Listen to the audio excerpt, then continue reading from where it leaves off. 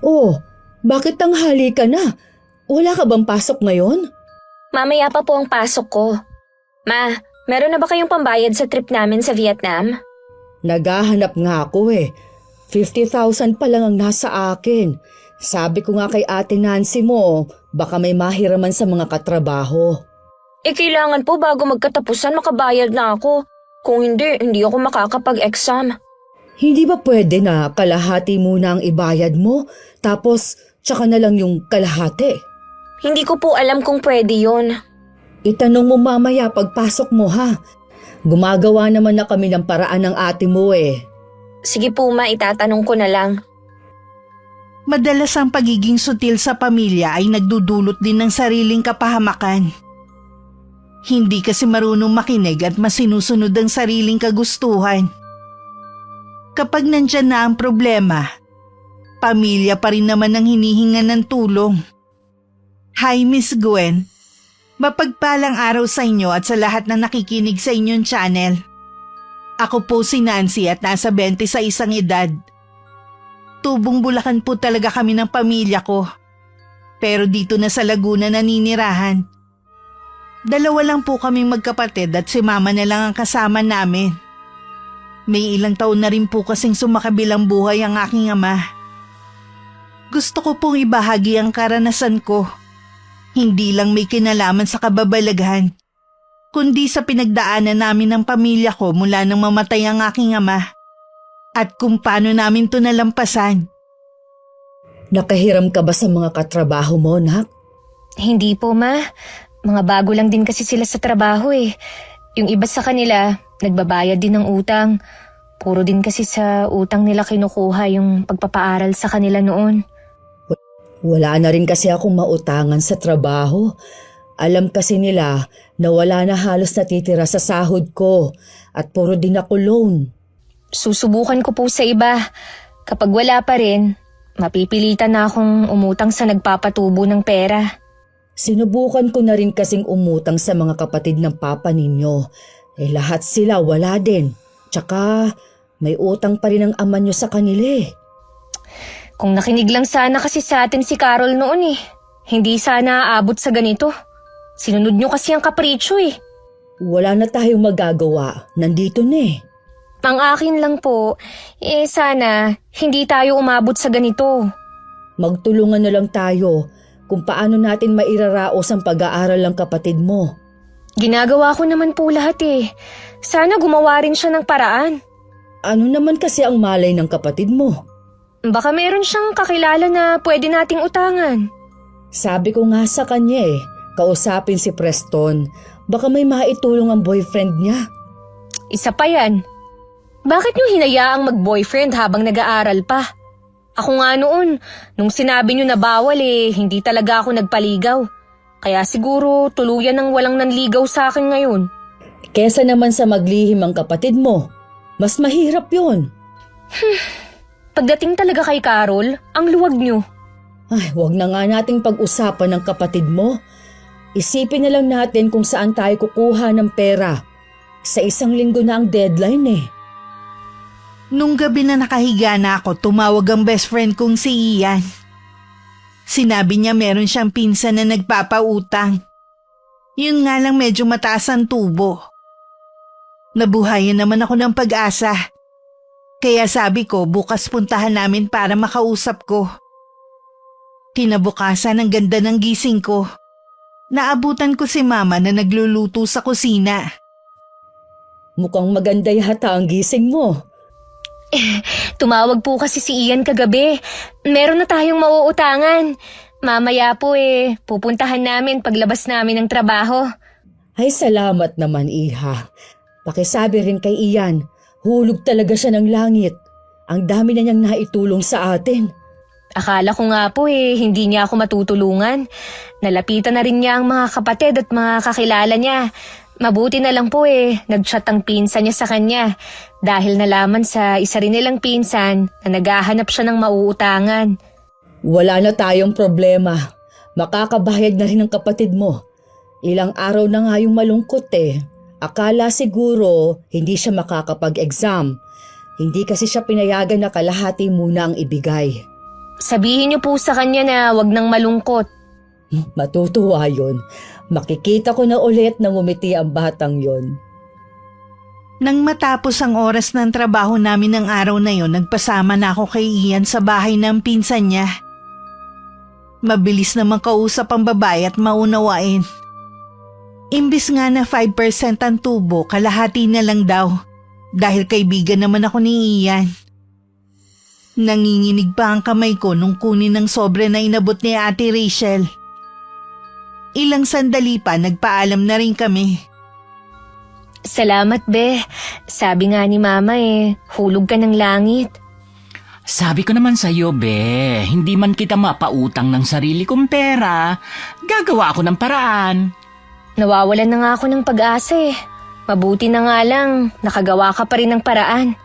Hindi ko naman kasi naalala na i-message si Ate Rachel.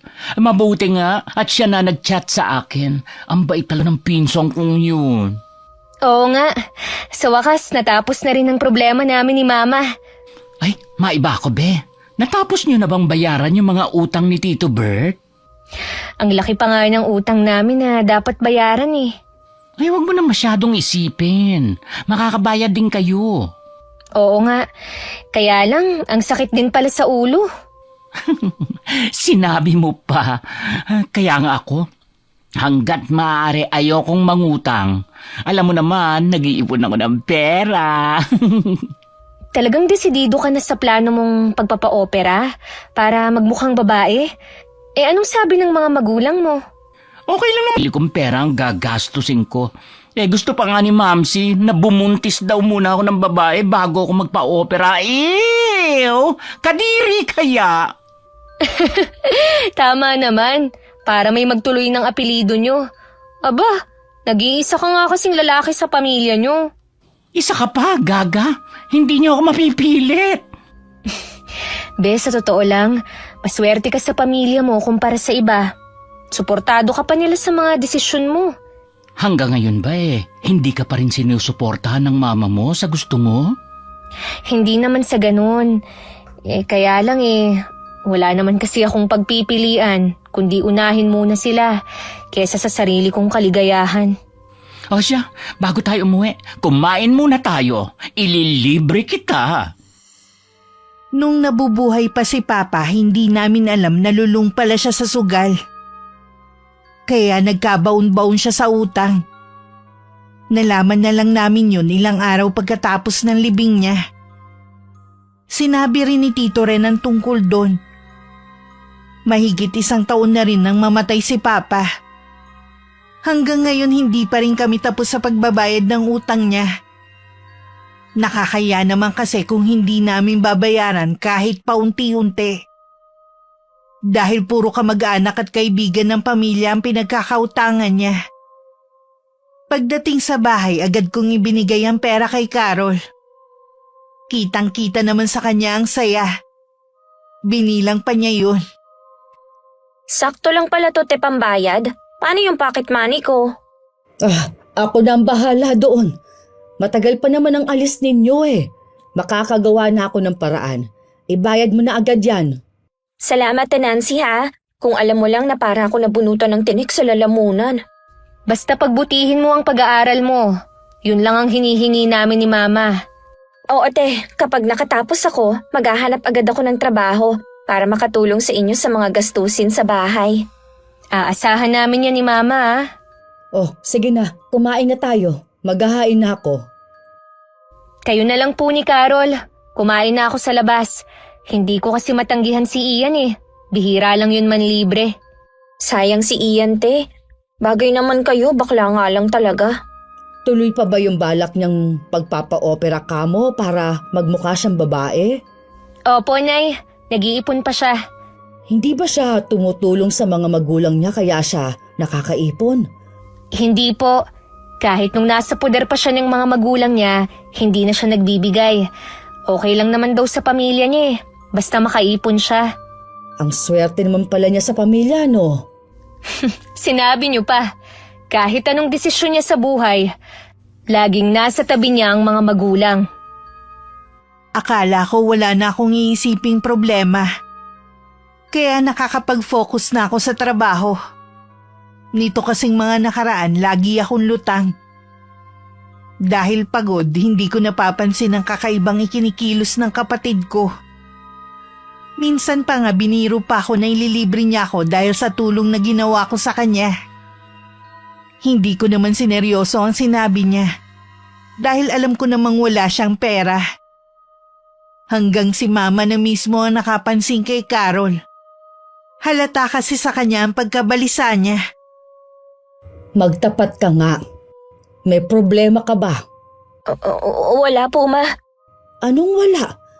Kilala kita, Carol. Sa kilos mo pa lang, alam ko nang merong gumugulo sa'yo. Hindi ko po alam kung paano to sasabihin eh. Ang alin ba? Sabihin mo na, masyado na ako nag-aalala. Ma, huwag po kayong magagalit ha. Hindi ko naman ginusto ang nangyari eh. Diretsuhin mo na ako. Ano ang nangyari? Ma, yung perang ipambabayad ko sana sa trip namin sa Vietnam, naisugal ko po. Ano? Pinangsugal mo? Naengganyo po akong isugal kasi sabi nung kakilala ko, malaki ang pag-asa ko na manalo doon. Lahat daw ng tumataya, nagiging triple ang balik ng pera. Huli na nung nalaman ko na nascam na pala ako. Diyos ko! Eh bakit ka naman nagpauto? Maraming manloloko sa panahon ngayon. Lahat ba ng pera isinugal mo? Opo, anong gagawin natin, Ma? Sa Lunes na ang exam namin. Yan pa talagang inaalala mo. Sana naman inisip mo ang mararamdaman ng ate mo. Inutang lang niya ang pera na yon. May tubo yun. Nag-iisip ka ba talaga, ha? Gusto ko lang naman na lumaki ang pera ko eh. Hindi ko naman po alam na lolokohin niya ako. Kahit ka mag-anak pa, pagdating sa pera, kayang manloko ng kapwa. Kung alam niyo lang po na hindi ako makatulog nitong mga nagdaang gabi. Iniisip ko yung pera kung paano maibabalik sa akin. Hindi ka pa natuto sa ama mo. Tingnan mo, nabaon siya sa utang dahil sa pagsusugal. Tapos ikaw, ginaya mo pa siya. Desperada na kasi akong magkapere. Ginawa na nga namin ang paraan, hindi ba? Ibabayad mo na lang, pero inuna mo pang isugal. Patawarin niyo po ako, Ma. Hindi ko naman sinasadya. Humanda ka kapag nalaman ng ate mo. Tanggapin mo na lang ang lahat ng sasabihin niya sa'yo. Total, ikaw naman ang may kasalanan. Nung pagdating ko, tahimik lang sila. Hindi pa rin nila sinabi ang problema. Akala ko naman pare-pareho kaming pagod kaya wala silang imik. Nakahiga na ako nang pumasok si Carol at umupo sa higaan ko imbis na sa kama niya. Noon ko lang napansin na matamlay siya. Oh, bakit ganyan ang mukha mo? Daig mo pa ang naluging Bombay ah. Pagod lang ako, te. Ganun talaga ang buhay estudyante. Lalo na ako. Working student pa ako noon. Ate Nancy, kapag ba nawala ako, malulungkot ka? Ano bang klaseng tanong yan, ha? Sagutin mo na lang, please. Oo naman. Hindi lang ako malulungkot. Iiyakan kita habang buhay. Sorry, te, kung pasaway ako minsan, ha? Anong minsan? Lagi kang ang pasaway eh. Sa ating dalawa, ikaw ang sutil, kahit nung mga bata pa tayo. Alam ko naman yun. Siguro kapag nawala ako, wala na rin kayong problema ni Mama. Magsabi ka nga, Carol. May problema ka ba? Wala, te. Gusto ko lang makipagkwentuhan sa'yo. Sigurado ka ba? Oo naman. Matulog na nga tayo, maaga ka pa bukas. Hindi ko nilang pinagtuunan ng pansin ang naging usapan namin ni Carol. Kung may problema kasi siya, sigurado namang sasabihin sa akin ni Mama. Kinabukasan pinakiramdaman ko si Mama kung may sasabihin. Pero hanggang makaalis ako, wala naman siyang binanggit tungkol kay Carol. Uy be, minsan labas naman tayo kapag walang pasok. Naku be, gustuhin ko man. Alam mo naman nagipit ako eh. Ayoko namang may masabi si mama na alam kong marami pa kaming utang gumagala pa ako. Minsan lang naman eh. Gusto mo libre kita? Ayoko nga no. Lagi ka na lang nanlilibre sa akin eh. Tsaka meron naman akong naitatabi. Yun nga lang, baka may masabi si mama. Ano ba yung si Tita Heidi? Mula nang mamaya pa si Tito Bert, naging KJ na. Parang gusto kayatang buruhin sa bahay niyo. Pagdating nga sa akin, mahigpit siya. Pero pagdating kay Carol, maluwag naman siya. Buti hindi ka nagseselos sa magkaibang trato sa inyo ng kapatid mo. Hindi naman. Nung nabubuhay naman kasi si Papa, ako ang lagi niyang pinapaboran. Ay, naalala ko na naman si Tito Bert. Hindi mo iisipin na may malaki siyang problema, no? Hindi mo kasi makikita sa itsura niya at masayahin siya lagi. Parang naririnig ko pa mga tawa niya eh.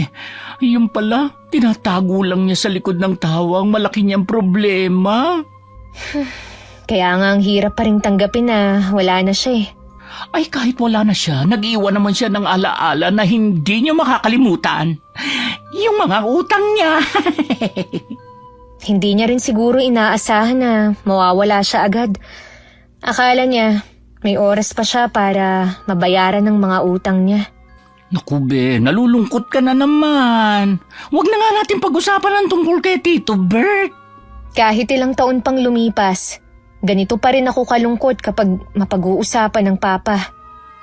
Ay siya sa day off natin labas tayo. Sa mall lang naman tayo eh. Gusto ko lang magpalamig. Bahala na be, i-message na lang kita. Wala pa rin akong kamalay-malay sa nangyayari. Minsan naabutan kong umiiyak si Carol sa kwarto namin. Agad naman siya nagbahid ng mga luha. Hindi pa ako nagtatanong, sinabi na niya agad na naiyak lang siya sa nag-viral na video. Hindi naman ako kumbinsido kaya nagtanong na ako kay mama na nasa kusina. Siya talaga ang nagluluto dahil maaga naman siyang nakakauwi galing munisipyo. Ma, may sinasabi po ba sa inyo si Carol? Tungkol saan, Iha? Kung may problema ba siya? Naabutan ko kasi siyang umiiyak sa kwarto pagpasok ko. Kasi Iha, sinabihan ko nga siya na ipagtapat na sa'yo. Ang alin? Kayo na lang huwang magsabi. Dahil mukhang walang balak magsalita si Carol. Kasi Iha, yung ibinigay mo na ipambabayad sana niya, na ipatalo niya sa sugal. Akala niya dodoble ang pera niya, yung pala, scam lang. Ano? Lahat ba ng pera? Pati yung inutang ko? Oo, Iha. Lahat. Walang natira. Parang sasabog ako sa galit. Nanginginig pa ako ng mga sandaling yun. Pinuntahan ko naman si Carol sa kwarto namin. Naabutan ko siyang nakahiga at nakatalikod sa may pinto. Hinablot ko siya at pilit binangon. Carol, totoo ba ha? Pinatalo mo sa sugal ang perang inutang ko ha? Magsalita ka! Hindi naman talaga yun sugalte. Pagkatapos ko ipadala ang pera, hindi na nagparamdam. Sa dami ng mga scammer ngayon, hindi ka pa talaga nag-ingat? Alam mo namang hirap din kami sa paghahanap ng pera. Tapos isusugal mo lang. Ginusto mo rin yon. Kaya pala may nalalaman ka pang ililibre mo ko. Yun pala ang ginagawa mo? Ate, sorry. Hindi ko naman sinasadya Sana kasi, inisip mo muna na pinaghirapan namin ni Mama ang perang yon bago mo pinansugal. Hindi ka man lang naawa sa amin. Nahihirapan din nga ako Hindi nga ako makapag-concentrate sa pag-aaral ko ngayon. Tapos sa makalawa na ang exam ko, hindi ko na alam ang gagawin ko. Kasalanan mo yan! May pera ka na kasi! Isinugal mo pa! Mabuti pa nga siguro na mamatay na lang ako. Puro problema naman ang dinadala ko Huwag mong sabihin yan, Carol. Pera lang yun. Hindi mo naman kasalanan na scam ka lang. Pwede bang palitan ng perang nawala pero ang buhay mo, iisa lang. Paano na yun, Ma? Hindi ako makakapag-exam. Sasamahan kita sa university ninyo sa Lunes. Makikiusap tayo na kung pwede sa susunod na ang bayad. Gumagawa na naman ako ng paraan Pwede ka naman yatang hindi na sumama sa trip niyo sa Vietnam Hindi pwede, te. Sinabihan na kami ng prof namin na kapag hindi sumama, hindi makakagraduate. Kaya nga hindi makakapag-exam. Ikaw naman kasi! Ang tigas ng ulo mo! Doon mo gusto mag-aral! Marami na nga nagsabi sa'yo na pera-pera lang ang kalakaran dyan. Sumigi ka pa rin! Bakit ka ba nagagalit sa akin? Hindi naman ikaw ang nagpapaaral sa akin Tanga ka pala Mula nang mamatay si Papa, ako na ang nagpapaaral sa'yo! Tama na, Nancy. Ang lakas ng boses mo. Nakakahiya sa mga kapitbahay. Alam mo naman na dikit-dikit ang bahay dito sa lugar natin. Siyang nakakahiya sa ginawa niya! Hindi man lang niya inisip ang paghihirap natin para lang makahanap ng pera! Nascam nga ang kapatid mo. Pwede naman sanang maiwasan yun Kung inisip niya lang tayo. Palibhasa kasi, hindi niya nararanasan kung paano magbanat ng buto. Gusto mo kasi lagi easy money. Tingnan mo tuloy ang napala mo. Kasalanan ko na nga Inaamin ko, tanga ako. Tumigil na kayo sa pagtatalo ninyo. Wala na tayong magagawa. Magiging aral na ito sa kapatid mo. Hindi na niya uulitin ang pagsisugal. Pinangaralan ko na rin naman siya. Wala na sana akong balak lumabas sa araw ng day off ko. Pero dahil sa nangyari, mas gusto ko munang magliwaliw kahit isang araw lang. Tinawagan ko si Ian at sinabi kong payag na ako. Tuwang-tuwa naman siya at sa palagay ko napapatalon pa habang kausap ako. Nang umalis ako, sinabi ko lang na may lakad kami ni Ian. Nakabihis na ako noon at hindi ko na sila inintay na makasagot. Ramdam ko naman ang pagsunod nila ng tingin sa akin. Saan na naman kaya sila pupunta ng baklang yun? Hayaan na lang natin ang ate mo kesa nandito lang siya sa bahay. Baka mamaya mag-away na naman kayo. Paano yan, ma? Sayang yung isang taon ko kung titigil ako sa pag-aaral. Nilapitan ko nga ulit ang mga kamag-anak natin. Nagbabaka sakali ako na makahiram. Puro wala ang sagot nila Si ate kaya baka may kakilala siya. Doon sa inutangan niya ng 60,000, baka pwede pa siya ulit makautang. Malaki rin ang 100,000. Baka hindi na siya pautangin. Siguradong malaki na ang tubo nun. Kawawa naman ang ate mo. Baka hindi na makaahon sa utang. Paano naman ako? Gusto ko makatapos, ma. Nag-iisip nga ako ng paraan. Bukas na nga po ang exam ko Kaya nga sasamahan kita bukas. Baka po merong pera si Ian. Utusan niyo naman na mangutang si ate sa kanya. Alam ko nga may pera siya. Dahil nag-iipon ng pampa-opera daw. Para daw maging ganap ng babae. Yun naman pala may pera naman siya. Pakiusapan mo na manghiram si ate sa kanya, ma. Dati nang nangungutang sa kanya ang ate mo pero hindi siya pinahiram. Subukan lang niya kamo. O sige, pag uwi ng ate mo mamaya, kakausapin ko ulit siya. Samantala, may yaki ako namang ikinuwento kay Ian ang ginawa ni Carol. Kahit siya nagulat sa ginawa nito at hindi makapaniwalang sasayangin lang ang paghihirap ko sa paghahanap ng pera. Kasalukuyan kaming nasa food court ng mall na pinuntahan namin. Pinili ko yung sa sulok at malapit sa CR para wala masyadong makapansin sa amin. Alam ko kasing magiging emotional ako. Ano ba naman ang kapatid mo, be? Parang hindi nag-aaral Hindi ginagamit ang utak. Yun na nga Matinding pagpipigil lang talaga ang ginawa ko para hindi siya masabunutan. Tapos ganun lang ang sasabihin ni Tita Heidi. Hindi ko rin maiwasan na mag-alala dahil nagpapahiwatig si Carol na magpapakamatay. Pambihira naman ang kapatid mo. Siya na nga itong nakagawa ng kasalanan, siya pa may gana magpakamatay. Ikaw nga na puro hirap ang nararanasan, hindi man lang pumasok sa isip mo yan. Bukas na ang exam niya. Sasamahan daw siya ni Mama para makiusap. Baka nga makatulong ang promissory note. Bahala na sila kung ano ang gagawin nila. Ginawa ko naman ang lahat eh. Oo nga. Ay, ipahinga mo na lang yung isip mo, be. Ay, baka naman magkasakit ka pa niyan. Ay, buti kung aalagaan ka nila. Gustuhin ko mang magpahinga. Eh kasama ko naman sa bahay ang nagpapasakit ng ulo ko. Yun nga lang. Ay, mabuti pa mag-ikot-ikot muna tayo para ma-relax ka. Mabuti pa nga. Gusto ko pag uwi ko mamaya, matutulog na lang ako.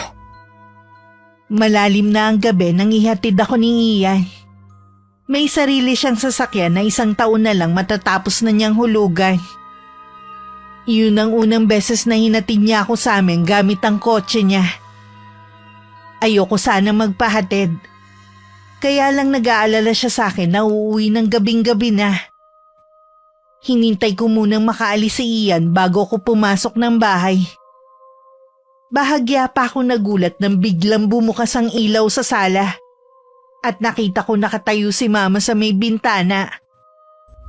Bakit gising pa po kayo? Hinihintay kasi kita. Kaninong kotse yung gamit ni Ian?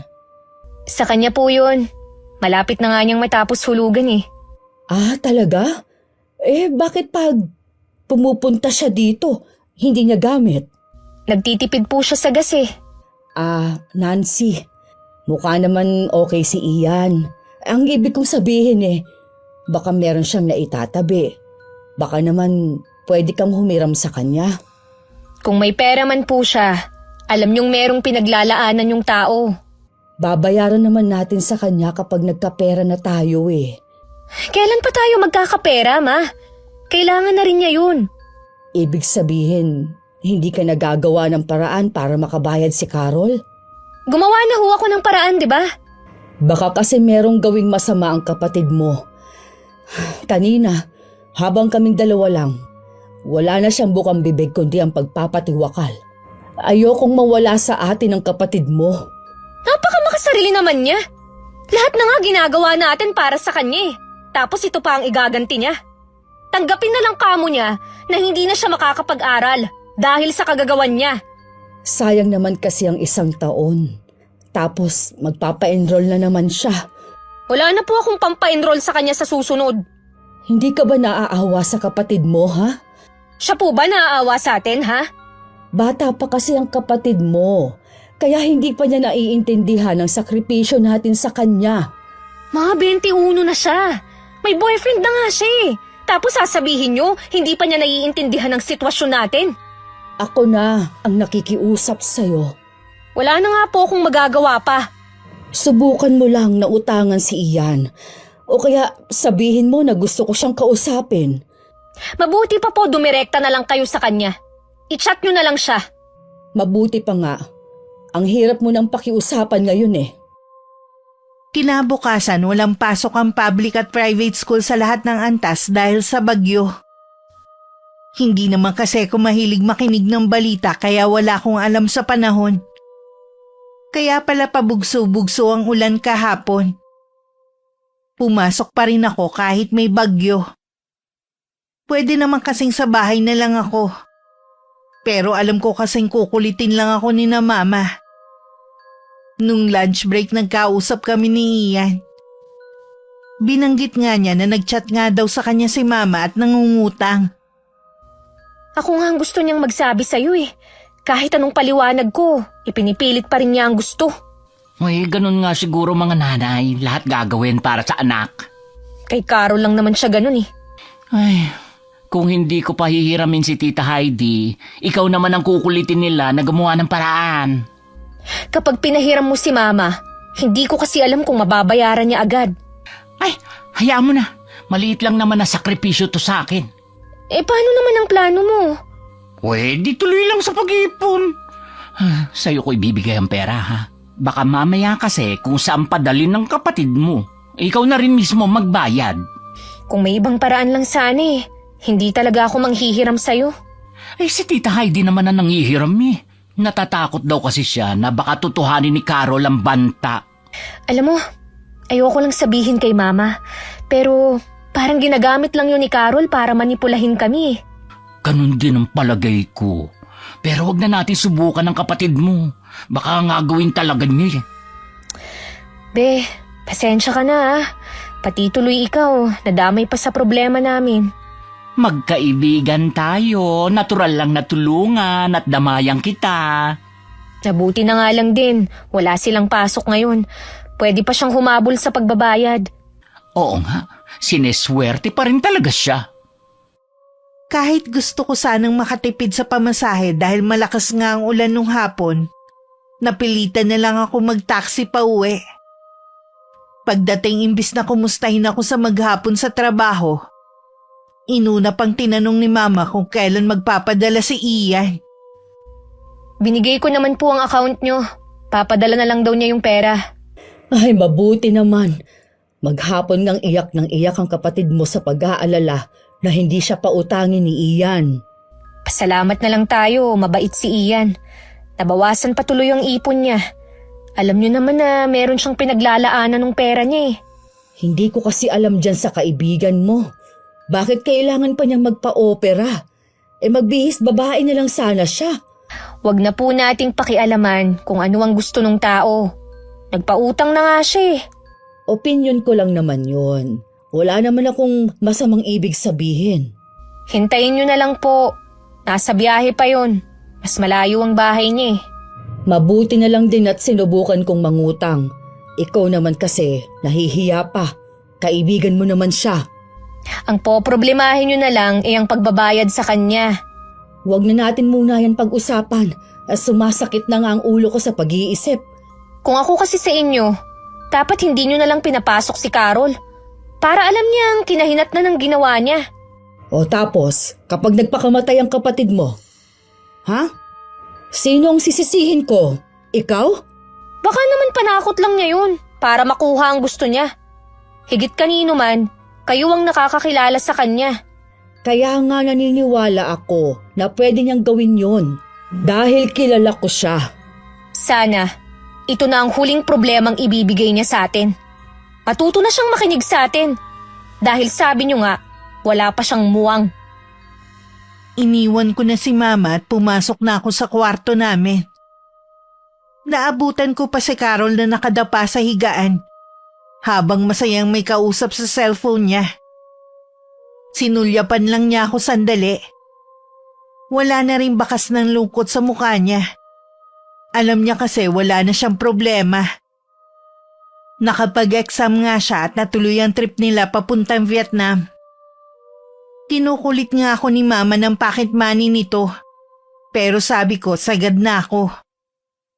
Hindi ko alam kung saan sila kumuha. Halos 1 linggo rin si Carol doon. Akala ko tapos na ang problema ko, hindi pa pala. Be, may binanggit ba sa ang kapatid mo? Tungkol saan? Nag-chat ba siya sa'yo? Oo eh. Anong sabi? Nagpasalamat sa'yo? Kararating lang niya nung 1 araw eh. Hindi. Hinihiram ang kotse ko. Pupunta daw kasi sila sa Baguio. Tinanong ko nga kung sino magmamaneho at ilang araw sila ron.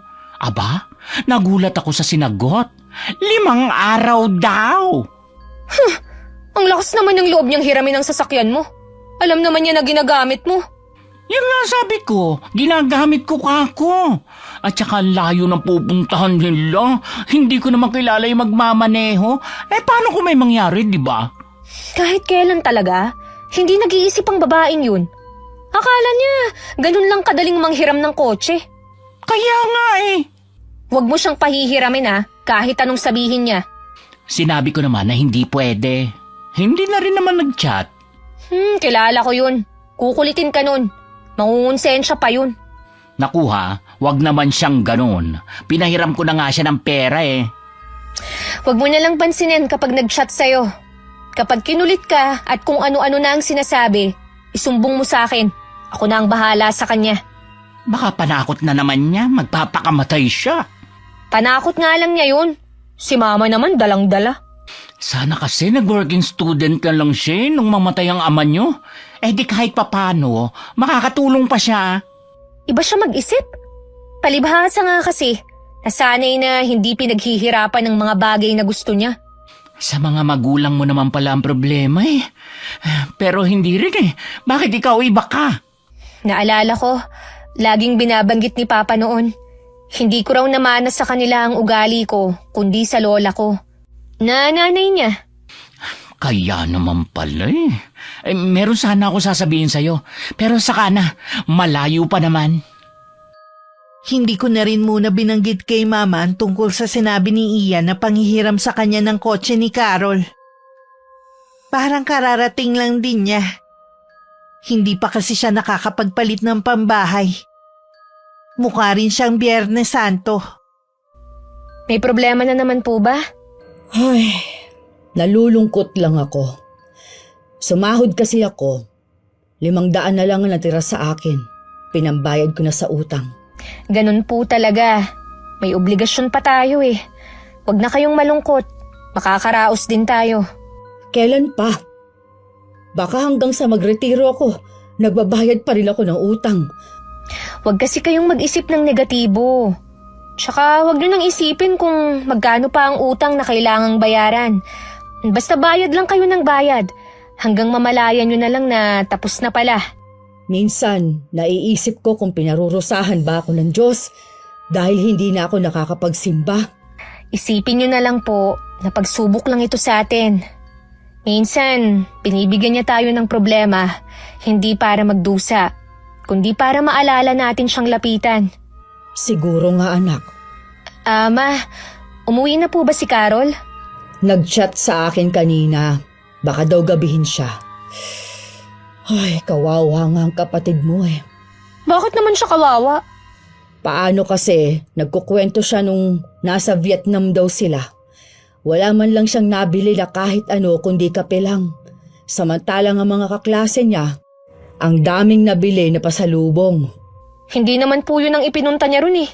Kahit na, nakakaawa pa rin. Hindi po yun nakakaawa. Dahil nagawan naman natin ang paraan kung paano siya makakasama dun. Sa 1 linggo nga, sa Baguio naman daw sila pupunta. Wala nang katapusan na gastos. Ganun talaga. Gusto niya sa private school siya pag-aralin eh. Ang dami naman kasing university na libre. Kung may gastos man, maliit lang ang mga babayaran. Naisip ko nga na tama ka. Sana sinunod ko na lang ang sinabi mo nung mamatay ang papa ninyo na ilipat na siya ng eskwelahan. Sa bahay kasi na to, ako ang lagi niyong hindi pinapakinggan eh. Para din naman sa pamilya natin ang sinasabi ko eh. Alam ko naman yon. Patawarin mo sana ako kung nababaliwala kita lagi. Pakiusap lang po, Ma, ha? Kayo na lang ang bahala sa gagastusin niya sa pagpunta nila ng Baguio. Wala na talaga akong malalapitan. Gumagawa na nga ako ng paraan. Sabi ko sa kanya, magsabi rin sa mga pinsan niya na may trabaho na. Baka sakali na may magpautang sa kanya. Tama lang na kumilos din siya. Hindi na siya prinsesa para lahat ibigay sa kanya. Alam ko na hanggang ngayon, nagagalit ka pa rin sa kapatid mo. Sana naman kalimutan mo na yon. Naaapektuhan kasi ang relasyon ninyong magkapatid eh. Basta, wag lang siyang gagawa ng katangahan ulit. Wala na siyang gagawin na magpapahamak sa kanya. Sana nga. Sige na, Ma. Magpapahinga muna ako. Kanina pa kasi masakit ang ulo ko eh. Biglangan sumakit ang ulo ko. Nang makapagpalit ako ng damit, nahiga lang ako. Hindi ko naman alam na makakatulog ako. Hindi ko rin namalayan ang pagdating ni Carol at pagpasok sa kwarto namin. Lingid sa akin, meron na naman siyang hinihiling kay Mama. Na kahit si Mama hindi alam kung paano siya mapagbibigyan. Naalimpungatan na rin ako dahil sa narinig kong pag-uusap nila. Saan naman ako hihiram ng kotse, ha? Walang basta-basta magpapahiram sa atin. Yun nga pong kotse ni Ian, ilang araw lang naman eh. Di ba nga, sabi sa'yo ginagamit niya? Mag-bus ka na lang, makakamenos ka pa. Mahirap nga po, hindi ko alam kung paano bumiyahe sa bus. Baka maligaw pa ako eh. Di ba may kaklase ka naman nakasama? Imposible naman na walang nakakaalam ni isa sa kanila. Mas madali nga kasi kapag may kotse. Kung pinipilit mo talaga, ikaw ang maghanap ng mahihiraman. Nag-chat nga ulit ako kay Ian pero hindi na siya sumasagot. Hindi kaya nagsumbong na siya kay ate? Hindi pa siguro dahil wala namang binanggit ang ate mo kanina. Napakadamot naman ng baklang yun. Hindi ko na nagugustuhan yung lumalabas sa bibig mo, ha? Naturingan kasi siyang kaibigan ni ate, walang silbi. Anong walang silbi ang sinasabi mo dyan? Sa kanya nga galing yung pera na ibinayad mo para makasama ka sa trip niyo sa Vietnam. Sige na nga po, ako na lang ang bahalang maghanap ng mahihiraman. Makinig ka na lang sa akin. Mag-bus ka na lang papunta doon kasama ng mga kaklase mo. Baka kung ano pang mangyari sa kotseng hihiramin mo siguradong kami na naman ang ate mong mamomroblema sa huli. Napapailing na lang ako sa narinig kong pag-uusap nila. Sa hapunan, tahimik lang kami. Nagpapakiramdaman sa isa't isa. Kinabukasan day off ko, nagkita na lang kami ni Ian. Tawang-tawa siya habang nagkukwento ko sa kanya tungkol kay Carol. Ibang klase rin ang kapatid mo, be. Mga ipili talaga ang gusto. Ay, ang dami nga niyan chat sa akin Talagang hindi ko pinansin. Siguradong nagngingit-ngit na sa galit yun. Nagulat nga ako Hindi siya kinampihan ni Mama. Kinontra pa siya sa gusto niyang mangyari. Ay, baka natauhan na rin si Tita Heidi. Ay, sana nga. Dahil totoo naman na kapag may masamang nangyari sa kotse na hihiramin nila, kami na naman ni Mama ang problemado sa huli. Sinabi mo pa, be. Ang dami nyo nang ang problema ni Tita dadagdagan pa niya. Kapag hindi siya nakinig sa amin, bahala na siya sa buhay niya. Hindi ko na siya tutulungan. Lalayasan ko pa sila kapag nagkataon. Uy, gusto ko yan. Nagiging palabang ka na, be. Dapat nga nung ka pa bumukod nasa tamang edad ka na rin naman. Tingnan mo ko, pagka-graduate ko pa lang, hinayaan na ako mamuhay mag-isa ng mga magulang ko para daw matuto ako sa buhay. Iba naman kasi ang sitwasyon mo sa akin Sa bagay nga, sana dumating yung panahon na makakapag-enjoy ka rin.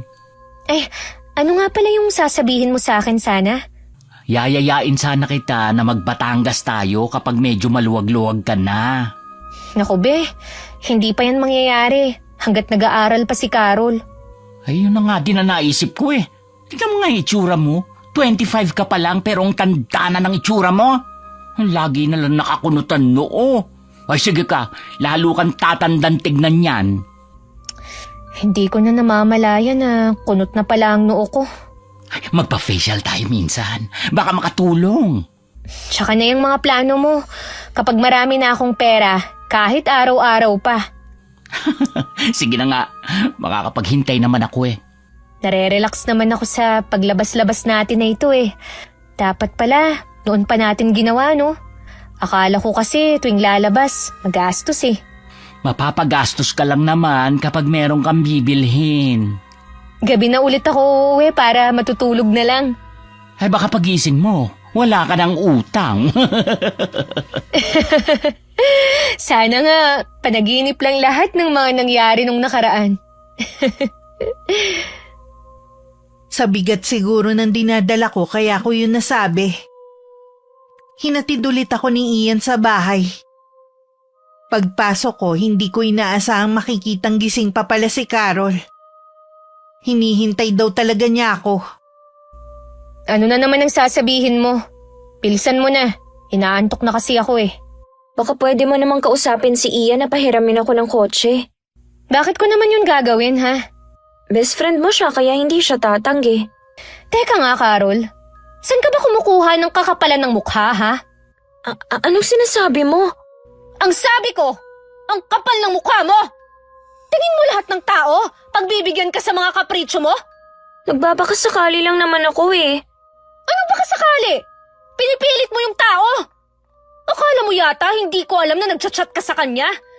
Kinukulit mo siya, kahit sinabi na niya na ginagamit niya araw-araw yung kotse niya sa pagpasok sa trabaho. Hindi ka ba talaga makaintindi ha? Hindi mo naman kailangan magalit. Dahil punong-puno na ako sa'yo! Sarili mo lang kasi ang iniisip mo Binili ni Ian ang kotse na yon para sa sarili niya. Hindi ka kasama sa plano. Akala mo naman, kapag magasgasan ng kotse niya, may pambayad ka? Ano? Ako na naman ang kukulitin mo? Hindi pa nga natatapos ang problema natin. Balak mo na namang dagdagan. Oo na, hindi na ako hihiram sa kanya. Bakit parang ikaw pang nagmamalaki dyan, ha? Hoy! Hindi ka prinsesa para lahat ng gusto mo, ibibigay namin. Magkaroon ka naman sana ng delikadesa. Dahil oras na may gawin ka na namang kalokohan. Lalayas ako sa bahay na to! Hindi nakakibo si Carol. Tinalikuran ko na siya at nakita ko pa si Mama na nakatayo sa tapat ng pinto ng silid niya. Hindi naman siya nagsalita hanggang makapasok ako sa kwarto namin. Nagpupuyos pa rin ako sa galit. At parang gusto kong itapon ng lahat ng makita ko para maibsan ang nararamdaman ko. Mula ng araw na na-scam si Carol, lumayo na talaga ang loob ko sa kanya. Naging mainitin na rin ang ulo ko. Hindi na rin buo ang tiwala ko sa kanya. Pagkatapos ng matindi naming pagtatalo, hindi na kami nagkibuan. Hanggang nalaman ko na nakaalis na siya papuntang Baguio. Mabuti, napilit niyong mag-commute na lang siya. Hindi naman niya kabisado ang pagpunta sa Baguio eh. Baka kung mapano pa sila. At isa pa, marunong lang siyang magmaneho, pero wala siyang lisensya. Nakahiram siya ng sasakyan. Kanino siya nakahiram? Sa pinsan ninyong si Nikki. Naman, bakit niyo pinayagan? Kilala niyo naman ang mama ni Nikki. Nalaman ko lang naman nang paalis na siya. Buong akala ko nga, magko-commute lang sila. Gusto lang naman kasi niyang magyabang sa mga kaklase niya eh. Yun na nga. Buti sana kung sarili niyang kotse. Ay nako, sana walang maging problema. Dahil oras na may nangyari na naman, hindi ko na siya tutulungan. Matitiis mo ba ang kapatid mo? Dapat nga noon pa eh, para matuto siyang tumayo sa sarili niyang paa. May kasalanan din ako eh. Sinanay ko kasi siya sa marangyang buhay. Nasanay siyang laging nakikipagsabayan sa mga kaklase niya. Na hindi dapat. Tingnan niyo tuloy, napakasutil ng babaeng yun. Gusto niyang manipulahin lahat ng tao sa paligid niya. Pwede pa naman siyang magbago eh. Hindi pa naman huli ang lahat. Sa nakikita ko, hindi niyo na siya mapapasunod ngayon. Pag uwi niya, kakausapin ko ulit siya. Inaasahan ni Mama na pagkatapos ng 5 araw babalik na si Carol. Pero hindi pa rin siya nakakauwi. Wala rin tawag mula sa kanya. Hindi rin sumasagot sa mga chat ni Mama kahit naka-online naman. Pang-6 na araw tsaka siya umuwi na balisa. Sinabi niya agad na binangga sila at tinakasan. Nasa bahay daw ng kaklase ang kotse ng pinsan namin. At hindi masabi ang nangyari. Yan na nga bang sinasabi ko eh. Hindi ka nakinig sa amin ng ate mo? Wala naman po kaming kasalanan. Kami nga ang biktima eh. Tinakasan kami. Siguradong magagalit si Nikki at ang tita Stella mo. Kilala mo naman kung paano yun magalit. Hindi pa nga po alam ni Ate Nikki eh. Sabihin mo na sa kanya habang maaga pa. Huwag mo nang patagalin pa.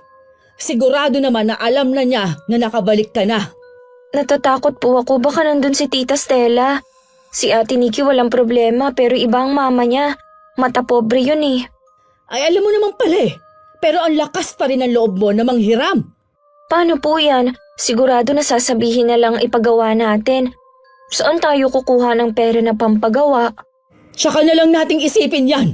Sasamahan na kita sa bahay ng pinsan mo. Basta, maging mapagkumbaba ka lang. Hihingi naman po ako ng tawad eh. Pinuntahan nga nila ang bahay ng pinsan namin na malapit lang naman sa amin. Nagkataon na wala dun si Nikki at si Tita Stella lang ang nandun. Lalong natakot ang kapatid ko sa nakikitang talim sa mga mata ng tiyahin namin. Nakakatanda siyang kapatid ng papa namin. Hindi kami ganun ka-close sa kanya dahil sa ugali niya. Hindi niya kinikilala mga kamag-anak na mahirap lang ang katayuan. Nasaan ang kotse ng anak ko? Dapat kahapon mo pa sinoli yun ah. Nasa car wash pa ba?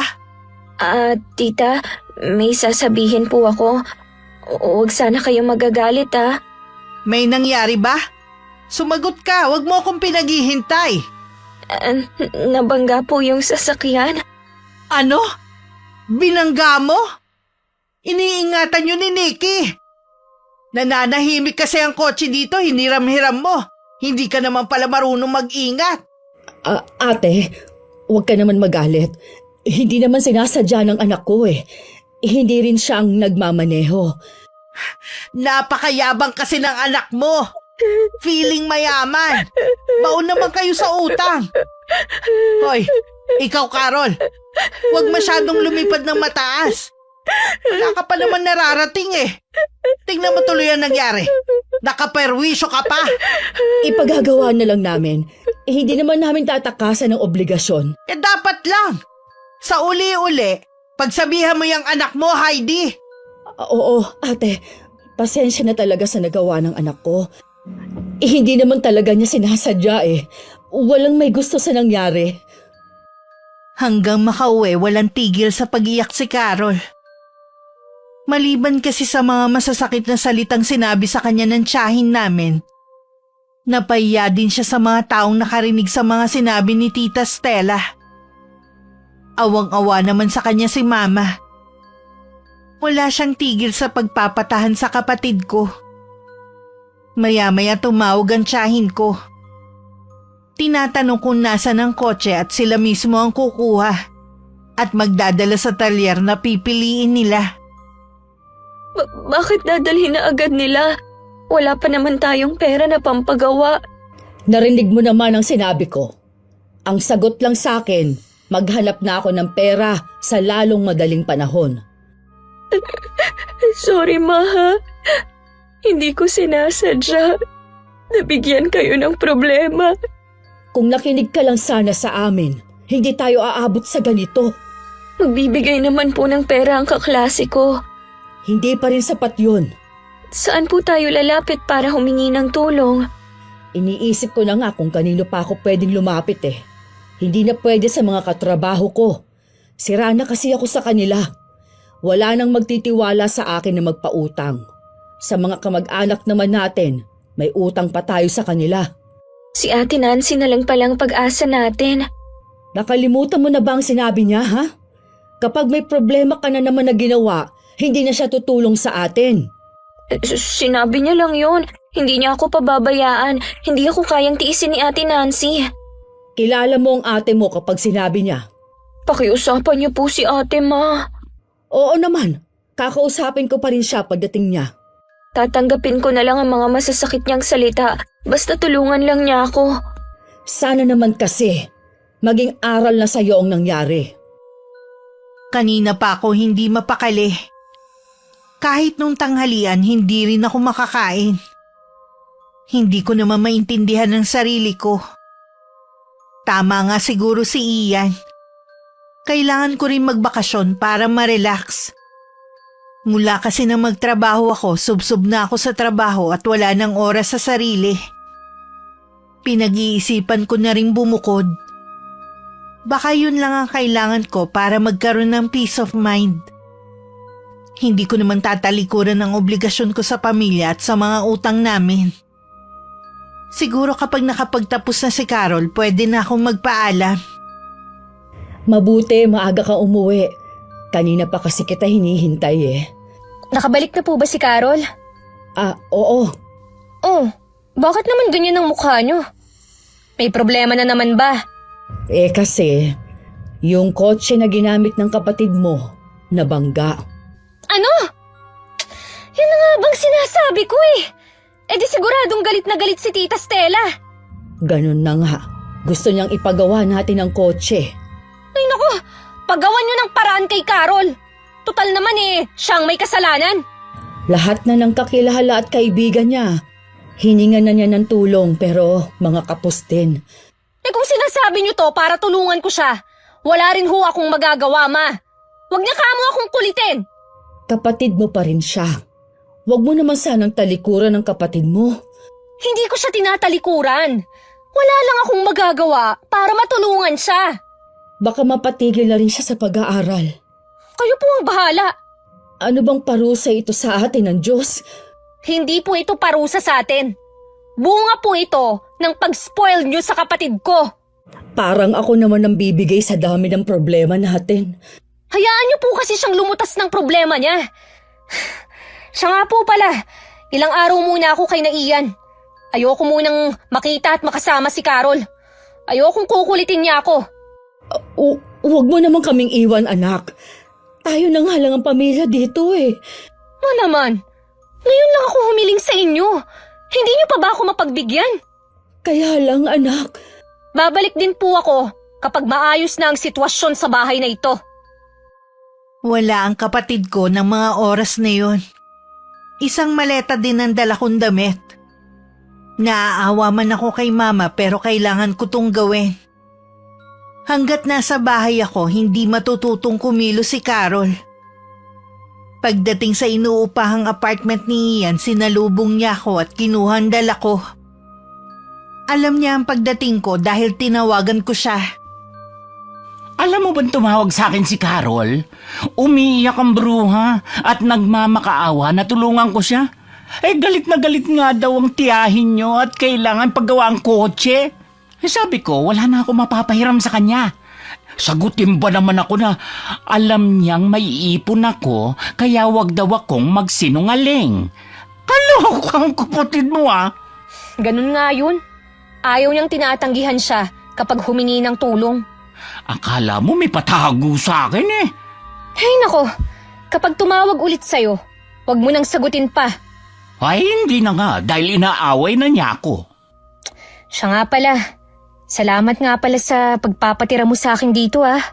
Wala na talaga akong ibang mapuntahan na hindi ako masusundan ni Carol eh. Sigurado ka ba na hindi ka niya masusundan dito? Oo naman. Hindi ko naman sinabi kung saan ka nakatira eh. Alam mo, Be, masaya din ako na kasama kita. Sa wakas, may kasama na rin ako dito. Huwag kang mag-alala. Makikihati ako sa gastusin mo. Ay, kahit hindi na. Ako nang bahala. Gusto ko habang nandito ka, relax ka lang. Iwan mo muna ang problema sa bahay niyo. Nang malaman ni Carol ang pag-alis ko, galit na galit siya. Kulang na lang magwala siya. Pilit lang siyang pinapakalma ni Mama. Iyak siya ng iyak na para bang nawalan siya ng kakampi. May ilang sandali rin siya sa ganung ayos bago tumigil sa pag-iyak. Nang kalmado na siya, tsaka siya kinausap ng mahinahon ni Mama. May nahanap ka na bang pera? Wala pa po, Ma. Kahit boyfriend ko, hindi ko maaasahan. Nang malaman niya ang nangyari, nakipag-break siya sa akin. Mabuti na rin yon. Habang maaga pa nakilala mo na ang tunay niyang ugali. Oo nga po. Kaya lang ang sakit lang na kung kailan ko siya kailangan. Tsaka naman niya ako iniwan. Parang si ate lang. Intindihin mo na lang ang ate mo. Hindi lang yung nagsasalita. Pagod na rin siya sa kaiintindi sa atin. Siya lang po kasi ang makakatulong sa akin eh. Wala na rin siyang magagawa pa. Tinawagan ko rin si Ian, pero wala din daw. Alam ko, ayaw lang niyang magpahiram. Wala ka naman kasing ipambabayad Ano pong gagawin ko?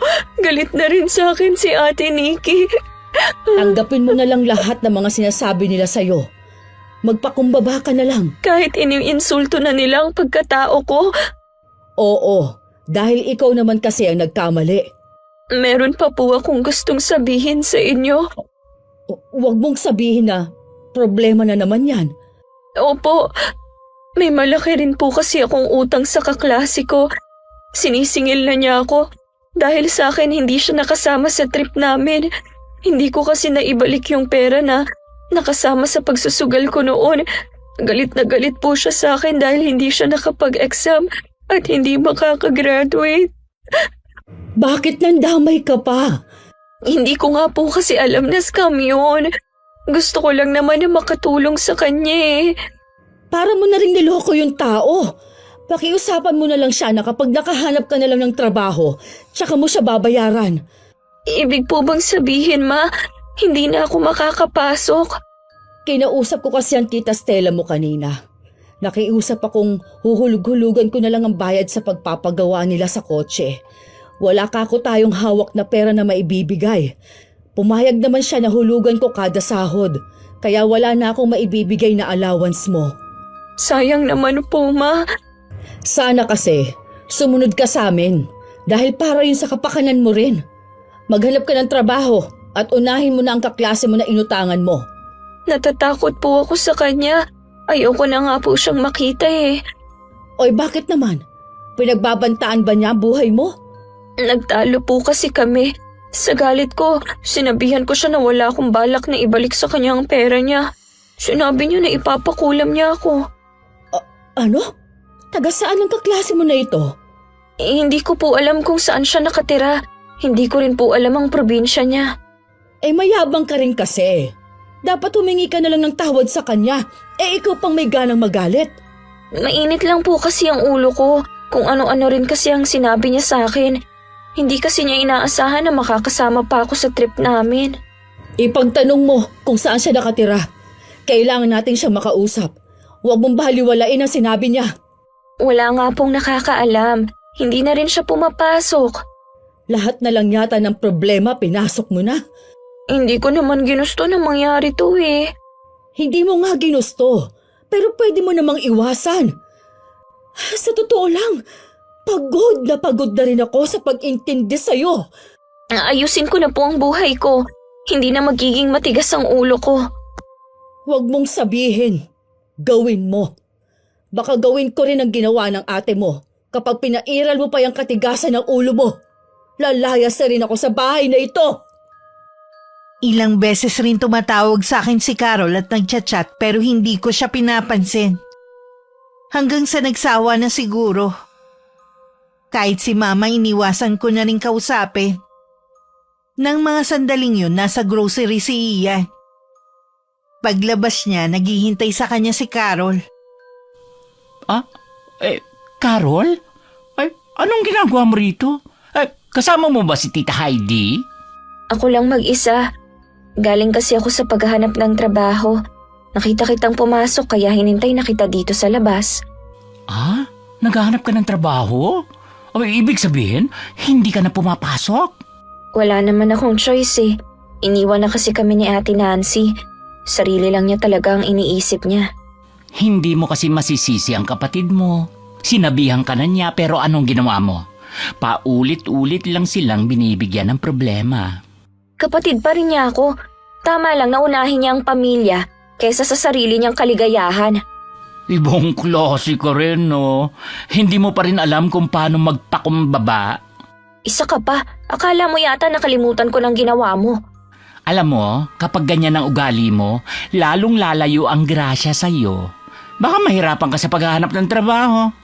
Ipapakita ko sa'yo na may mahahanap akong trabaho na may malaking sahod. Sana nga, para mabayaran mo na ang utang mo sa akin. Paano kung hindi na kita bayaran?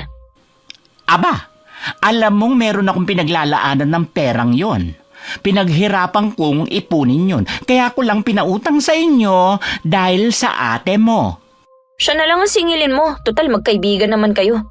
Bakit siya? Ikaw may utang sa akin. Huwag ka nang umasa pa. Tama lang na hindi ka suportahan ng ate mo dahil maldita ka. Lalo kang mamalasin. Tingnan ko lang kung makahanap ka ng trabaho. Sisiraan kita sa lahat ng kumpanyang aaplayan mo. Hindi mo ako kilala, Carol. Galit na tinalikuran ni Ian si Carol. Pagdating sa bahay, hindi pa rin humuhupa ang galit niya. Nagtaka naman ako sa itsura niya na hindi maipinta ang muka. Nang tanungin ko siya, ikinuwento naman niya ang paghaharap nila ng kapatid ko.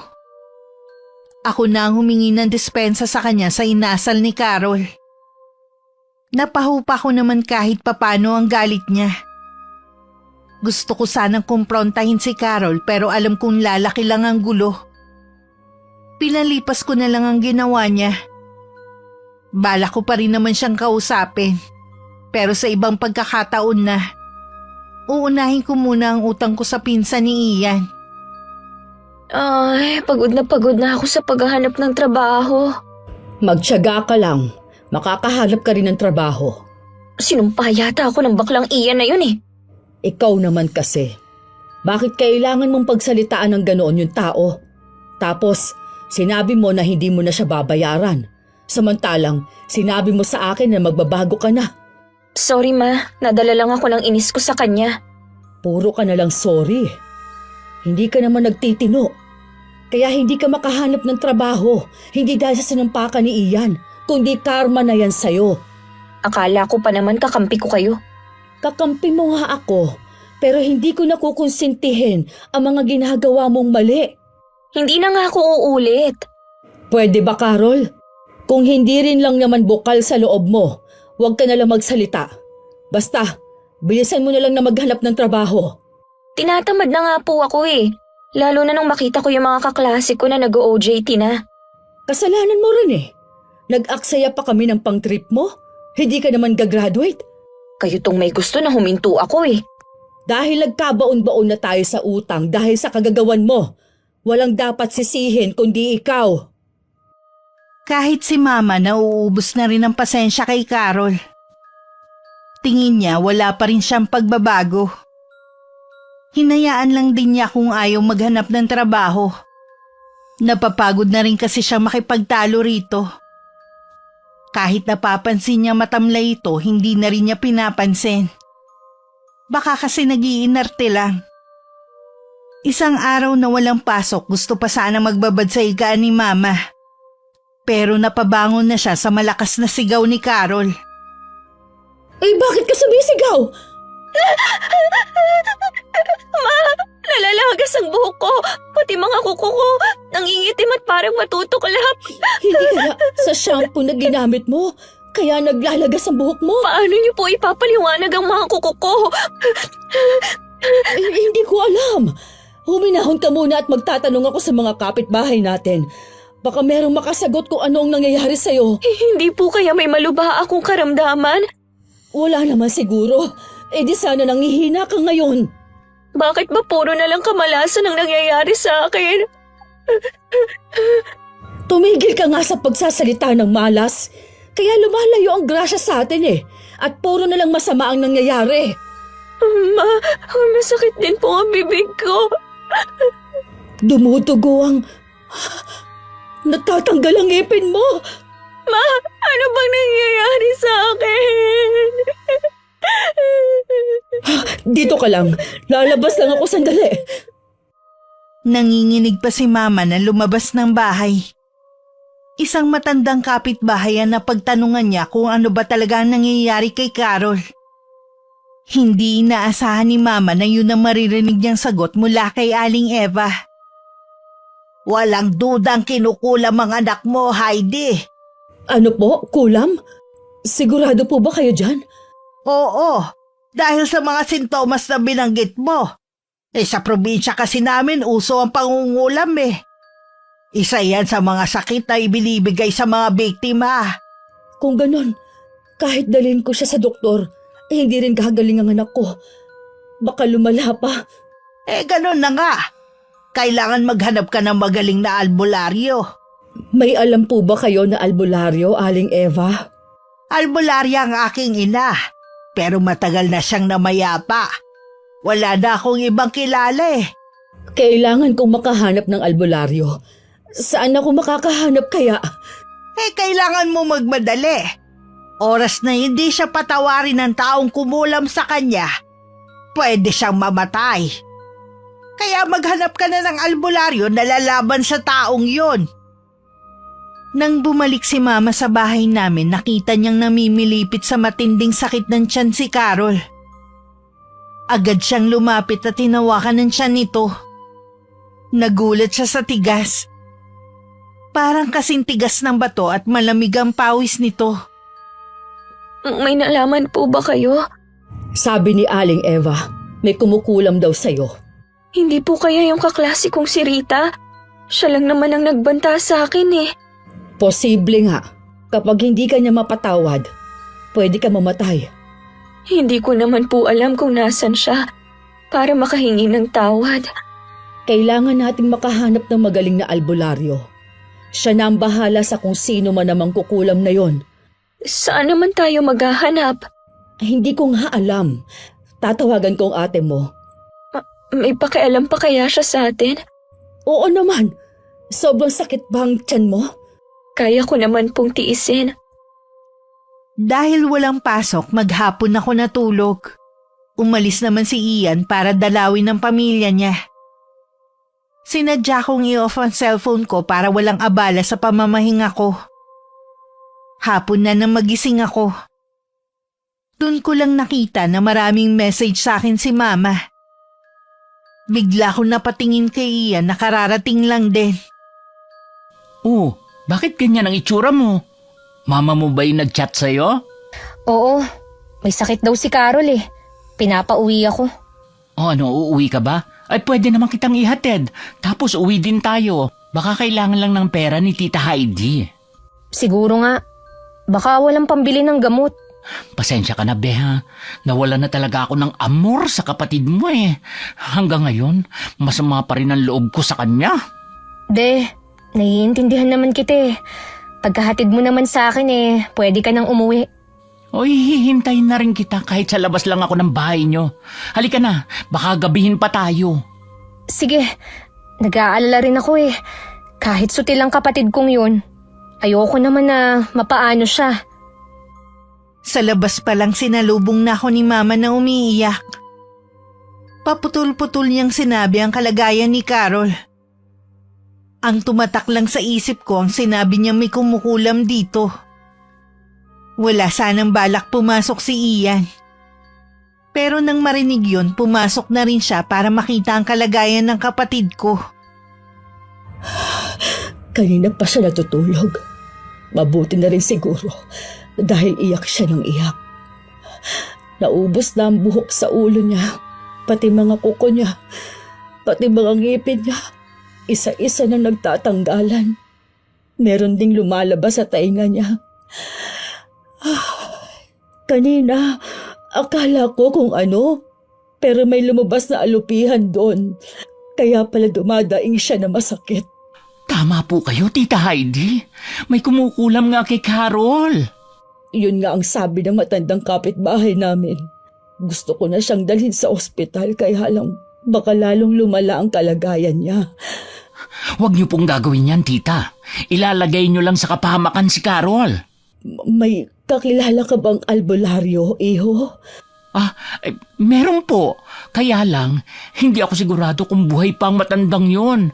Malayong lolo namin siya eh. Tatawagan ko nanay ko at itatanong ko sa kanya. Tawagan mo na, iho. Ma, alam niyo po ba kung sino ang gumagawa nito kay Carol? Yung kaklase lang naman niya ang nagbanta sa kanyang ipakukulam siya. Ginamit rin kasi niya ang pera ng kaklase sa sugal, kaya gumaganti sa kanya. May kasalanan naman pala siya eh. Oo nga, pero hindi sapat na dahilan yun para ipakulam niya ang kapatid mo. Sana lang, buhay pa ang lolo ni Ian at kaya pang manggamot. Sana nga, iha. Ayoko mawala ang kapatid mo. Ay, Tita Heidi, magandang balita. Buhay pa daw si Lolo Guido at nanggagamot pa. Yun nga lang, sabi ng nanay ko, hindi pwedeng lumabas ng baryo nila si Lolo dahil nawawala ang bisa ng panggagamot niya. Kung ganon, tayo na lang ang pumunta sa kanya. Sige po, ihatid ko na kayo sa kanya. Binigay naman ng nanay ko ang direksyon papunta dun eh. Naghanda na kami para sa pag-alis.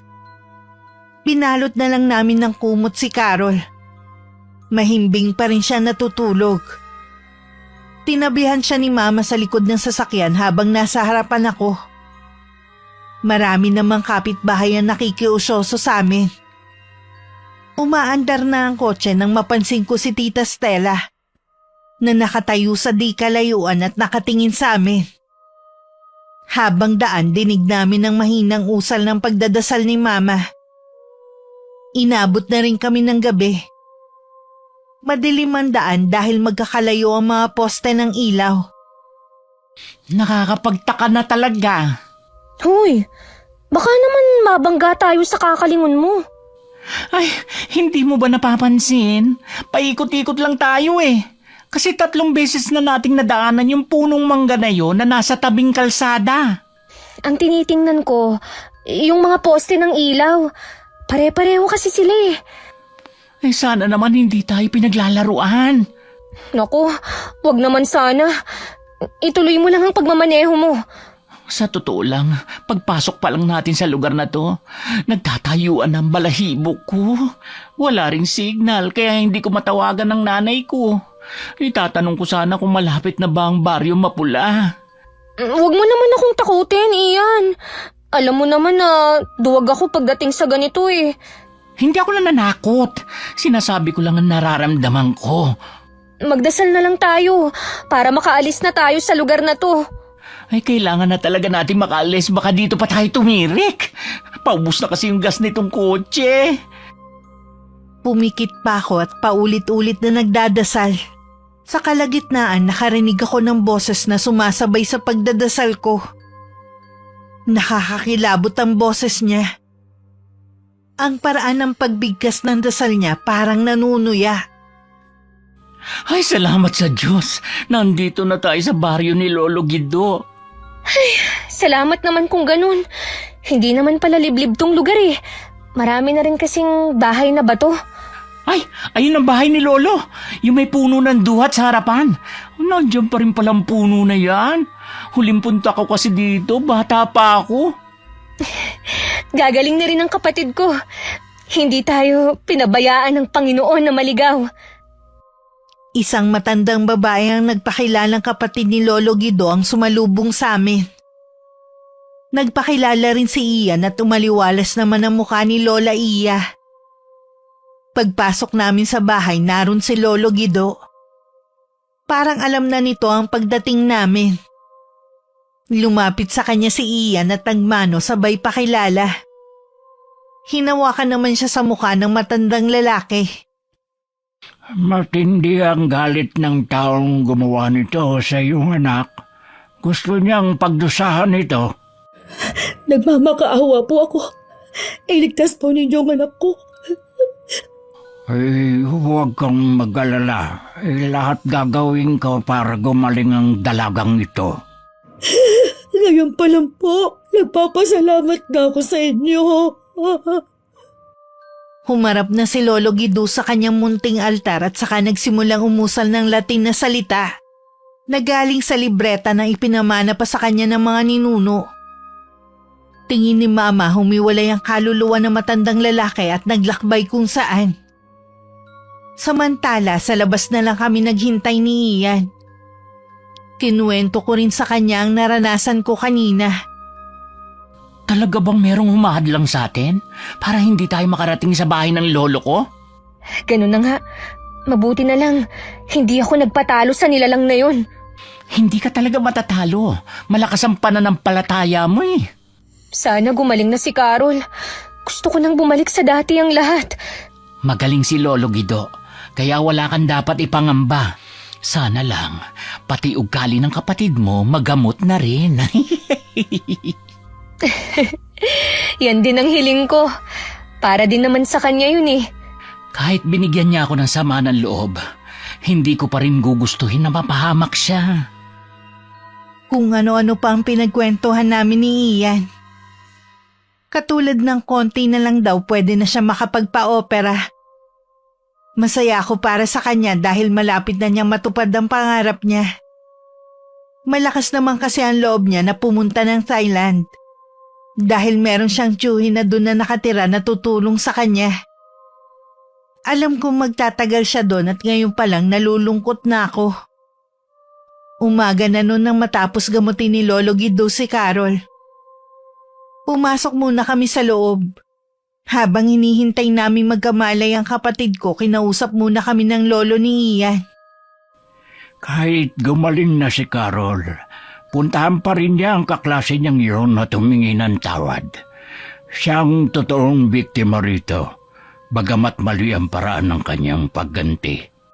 Sasamahan ko po mismo si Carol sa bahay ng kaklase niya. At ako mismo ang magbabayad ng utang ng anak ko sa kanya. Wala pa rin pong kupas ang galing niyo sa panggagamot, Lolo. Nasa dugo na natin to. Ay, nalulungkot nga lang ako dahil wala man lang magmamana ng panggagamot ko. Marahil lang yun sa akin na lang.